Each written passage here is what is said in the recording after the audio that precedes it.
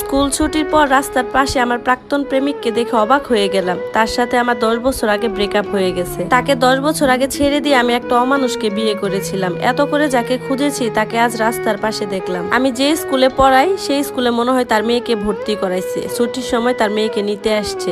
তার নাম ছিল কানন। তার পোশাক আশাক দেখে মনে হচ্ছে বড় কোনো অফিসে সে কাজ করে। ভাগ্যিস সেদিন আমি বোরকা পরে গেছিলাম, তাকে দেখা মাত্রই মুখটা ঢেকে ফেললাম। সে তার মেয়েকে নিয়ে রাস্তার পাশেই দাঁড়িয়ে আছে, হয়তোবা গাড়ির জন্য অপেক্ষা করছে। ওর সাথে কেনই বা আমি ব্রেকআপ করলাম আর কেনই বা একটা অমানুষকে বিয়ে করলাম সেসব কথা আমি পরে জানাচ্ছি। ওর মেয়ে যেহেতু এই স্কুলে পড়ে তাহলে ওদের বাসাটাও হয়তোবা এই আশেপাশেই হবে। এই মুহূর্তে ওর সাথে কথা বলাটা আমার ঠিক হবে না। এই মুহূর্তে যদি আমি ওর সাথে কথা বলতে যাই তাহলে সে সিন ক্রিয়েট করতে পারে, কারণ 10 বছর আগে আমি তাকে যে কষ্ট দিছি সেই কষ্টের ক্ষতটা মনে হয় এখনো শুকায়নি। এমন সময় দেখলাম সে বিরক্ত হয়ে পকেট থেকে মোবাইল ফোন বের করে কাকে যেন কল করছে। আমি আড়াল থেকে সবকিছু দেখছি। ফোন করে বলছে, হ্যালো সাকিব, তোমার গাড়ি নিয়ে আসতে কেন এত দেরি হচ্ছে? আর উপর প্রান্ত থেকে কি বলছে সেটা আমি শুনতে পাইনি। ততক্ষণে কানন আরো চিৎকার করে বলতে লাগলো, তুমি তো বলছিলে একটা গাড়ি